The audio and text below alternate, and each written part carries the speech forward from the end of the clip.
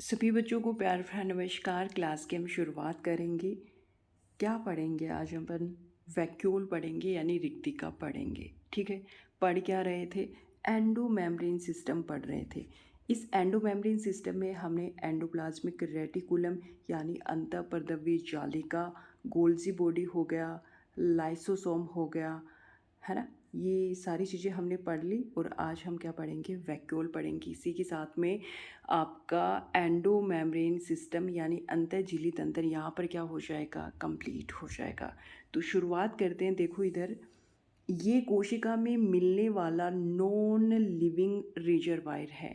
Non living reservoir का क्या मतलब हुआ? लिविंग का मतलब क्या होता है? सजीव होता है। और नॉन लिविंग क्या हो गया? निर्जीव हो गया। रिजर्वायर यानी जलाशय, यानी एक निर्जीव क्या है? जलाशय है।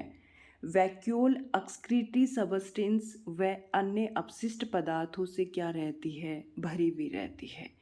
किससे रहती है? एक्सक्रीटरी सबस्टेंस हो गया या फिर अन्य अपशिष्ट पदार्थ हो गए, जो कहाँ पर भरे हुए रहते हैं? वैक्यूल यानी रिक्तिका में भरे हुए होते हैं।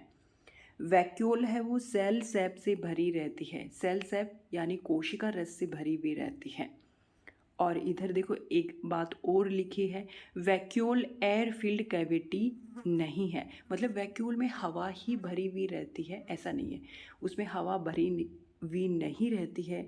तो उसमें क्या भरा हुआ रहता है? कोशिका रस भरा हुआ रहता है। इस कोशिका रस में देखो क्या क्या मिलता है? एमिनो एसिड मिलता है, कार्बोहाइड्रेट्स मिलते हैं, एंजाइम मिलते हैं, सल्फेट मिलते हैं, फॉस्फेटेज मिलते हैं, नाइट्रेट हो गए, एल्केलॉइड्स हो गए, एंथोसाइनिन पिगमेंट हो गए। सारे के सारे कहाँ पर पाए जाते हैं? कोशिका रस में पाए जाते हैं। सेल सैप में एमिनो एसिड हो गया, कार्बोहाइड्रेट हो गया, एंजाइम हो गया, सल्फेट हो गए, फॉस्फेटेज हो गया, नाइट्रेट्स हो गए, एल्केलॉइड्स हो गए और क्या हो गए? एंथोसाइनिन पिगमेंट हो गए। कहाँ भरे हुए रहते हैं? कोशिका रस में भरे हुए रहते हैं। कोशिका रस किस में भरा हुआ रहता है? वैक्यूल यानी रिक्तिका में भरा हुआ होता है। समझ में आ गया होगा? अब देखो, पादपों में बड़ी रिक्तिका होती है, जंतुओं में छोटी रिक्तिका होती है। अब बड़ी रिक्तिका होती है तो भाई बड़ी हो जाएगी, तो केंद्रक और जो कोशिका द्रव्य है वो किधर चला जाएगा? अरे किधर चला जाएगा? परिधि की तरफ चला जाएगा। तो प्लांट में जो न्यूक्लियस है वो किधर पाया जाएगा? परिधि की तरफ पाया जाता है, फेरिफेरल पोजीशन पर पाया जाता है। जंतुओं में छोटी रिक्तिका होती है यानी न्यूक्लियस सेंटर में पाया जाता है। ठीक है ना, ये डिफरेंस मैंने आपको शुरुआती दौर में जब हमने शुरू किया था है ना, तब बताया था। बाकी ये छोटी छोटी चीज़ें हैं जो मोस्टली बच्चों को पता ही होती हैं, है ना। पादपों के आयतन का 90% भाग रिक्तिका से घिरा रहता है। ठीक है भाई, 90% भाग रिक्तिका से घिरा हुआ रहता है। आपको पता ही है पादपों में रिक्तिका है वो कैसी होती है? बड़ी रिक्तिका पाई जाती है। वैक्यूल को घेरे हुए झिल्ली क्या कहलाती है? Tonoplast. It's very very important. क्यों? बहुत बार पूछा गया है। यानी जो वैक्यूल, मान लो ये वैक्यूल है, वैक्यूल की जो ऊपरी झिल्ली है उसको क्या कहा जाता है? टोनोप्लास्ट कहा जाता है।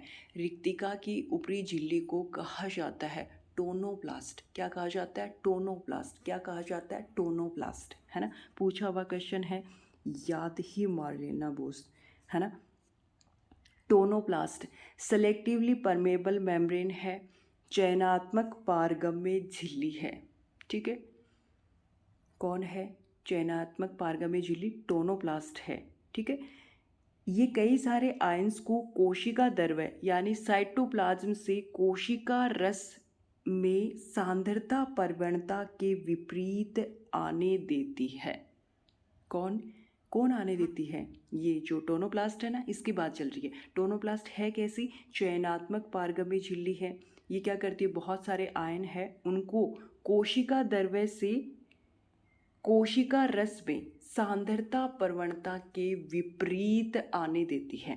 ठीक है, कंसंट्रेशन ग्रेडियंट के अपोजिट आने देती है।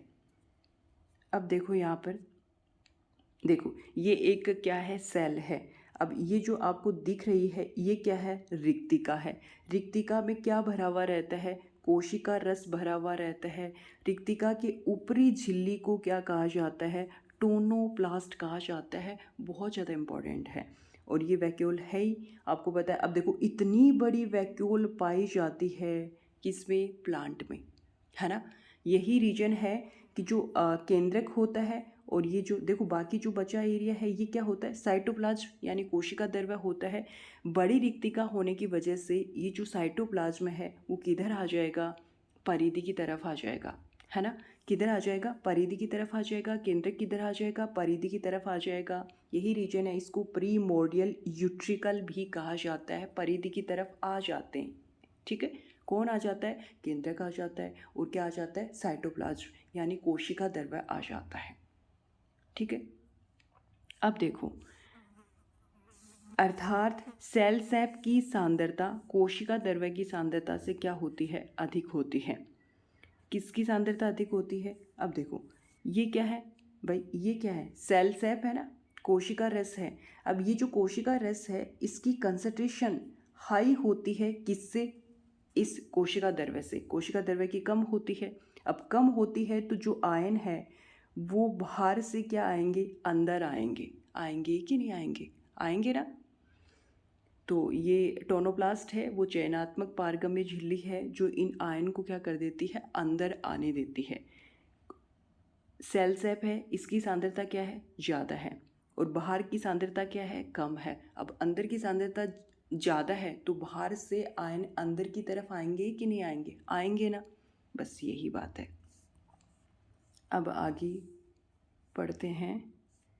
रिक्तिका के बन जाने से पादप कोशिका में केंद्रक और कोशिका द्रव्य कहाँ पर चले जाते हैं, परिधि की तरफ चले जाते हैं। ये बात मैंने पहले ही बता दी आपको, है ना। इस परिधि कोशिका द्रव्य को कोशिका द्रति कहा जाता है यानी प्राइमोर्डियल यूट्रिकल कहा जाता है। अब समझ में आ गया ना कि प्राइमोर्डियल यूट्रिकल किसे कहा जाता है, भाई पादप है उसमें बड़ी रिक्तिका पाई जाती है। अब बड़ी रिक्तिका पाए जाने की वजह से ये जो साइटोप्लाज्म है ना, ये कहाँ पर आ जाता है, परिधि की तरफ आ जाता है। इसको क्या कहा जाता है, कोशिका द्रति कहा जाता है, प्राइमोर्डियल यूट्रिकल कहा जाता है। ध्यान रखेंगे ना आप। वैक्यूल की सेल सैप में वोयलेट पर्पल पिगमेंट पाया जाता है। कौन सा पाया जाता है, वोयलेट पर्पल पिगमेंट पाया जाता है जो पेटल को रंग प्रदान करता है और इसे एंथोसाइनिन वर्णक कहते हैं, ठीक है। समझ में आ गया ना। पेटल को रंग प्रदान करता है, कौन करता है, वायलेट पर्पल पिगमेंट करता है। कहाँ पर पाया जाता है, रिक्तिका के कोशिका रस में पाया जाता है और इसे एंथोसाइनिन वर्णक कहते हैं। तो पेटल को रंग प्रदान करने के लिए जिम्मेदार वर्णक कौन सा है, एंथोसाइनिन है, ठीक है। अब देखो, एंथोसाइनिन वर्णक बीटरूट एवं बाल्सन स्टेम में भी क्या होता है, पाया जाता है। कहाँ पर पाया जाता है, बीटरूट और बाल्सम स्टेम में भी पाया जाता है। क्या पाया जाता है, एंथोसाइनिन वर्णक होता है। समझ में आ गया ना। वैक्यूल में पाया जाने वाला सेल सैप कोशिका में ऑस्मेटिक संबंध को क्या करता है, स्थापित करता है ना। एवं जल अवशोषण में भी क्या करता है, मदद करता है। क्या बताया कि भाई वैक्यूल में क्या पाया जाता है, कोशिका रस पाया जाता है।